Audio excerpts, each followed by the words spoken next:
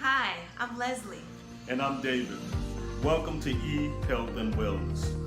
Today we want to give you 3 important tips on how to obtain a successful marriage in order to have an abundant life that Jesus died on the cross for you to have.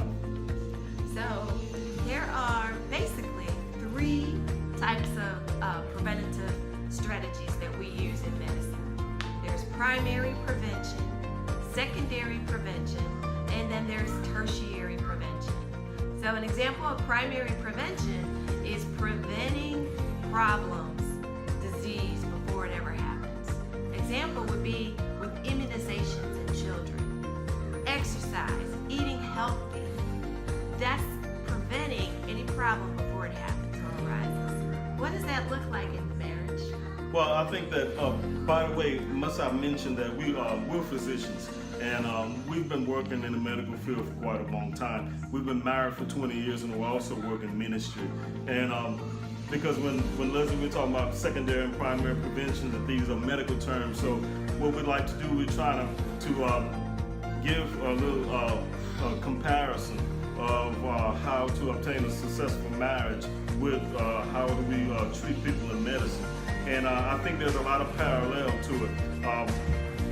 Because in primary prevention, when it comes to marriage, is that there are things that we can do before we can lead up to a couple having a horrible relationship or disrespecting each other.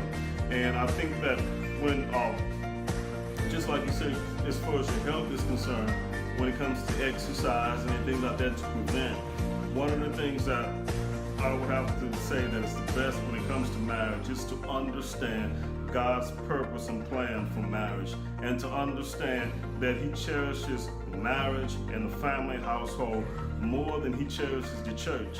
And it's God's most cherished institution and His first institution.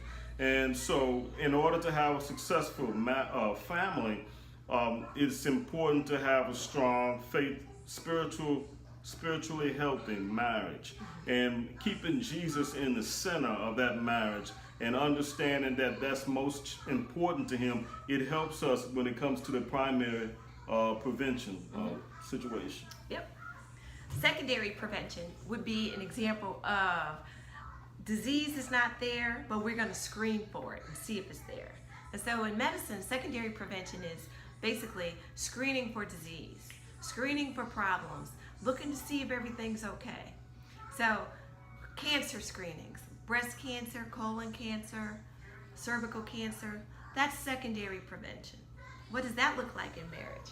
I think secondary prevention, when it comes to talking about marriage, choosing people who are at risk to have a problem in their relationship, people who are at risk, who have a marriage that can be on the verge of divorce, and then consequently ruin the family. And a lot of times we like to talk with people who come from a single parent household. These sometimes the way they have been raised is some of the same ideas that they bring into their own relationships. And these are people that we want to talk to a lot and counsel them to give them opportunity to see a successful marriage. And because they have to have it in their imagination to be able to visualize and have access to see a successful marriage and know God's purpose for a successful marriage before they can actually experience one on their own. All right. Last is tertiary prevention. Now this is the prevention that is driving healthcare costs up in America. This is the type of prevention where disease, sickness, medical conditions have already set in. And sometimes they're not only have they set in, but they're far progressed. And so it's harder to bring back or restore health. This is the prevention that we want to avoid in marriage. We want to nip it in the bud before it gets to this point.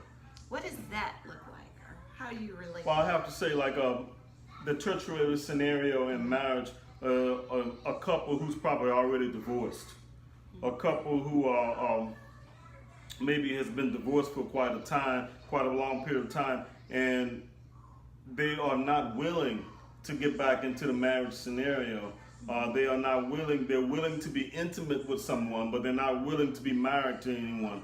And that's something that the Lord will not be upset with you about, but it's not God's best. Because if you're going to be intimate with someone, it's probably better to be married to them. So when you're in touch with your situation when it comes to marriage, just like you said, those situations are a lot more difficult to bring people back to wholeness. But it can be done, provided that we base everything, renew our mind, and let our thinkings be based on Scripture. But it's possible, but it's always easier to catch a marriage at the primary or the secondary stage. So we want to leave you with a tip and a scripture. That's on my your scripture marriage. that scripture that I wanted to leave is Ecclesiastes. Yeah. Ecclesiastes chapter 4, verses 9 through 12.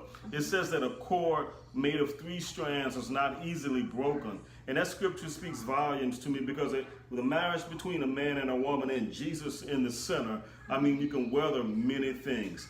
Leslie and I go through things, we experience things, and guess what? There are things in the future that we're going to experience. But as long as Jesus is in the center, I'm confident that we can have that successful marriage, raise a successful family, and we can live that abundant life that Jesus died for us to have.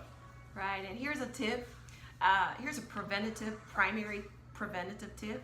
And that's one thing that we try to practice is not to go to sleep with issues.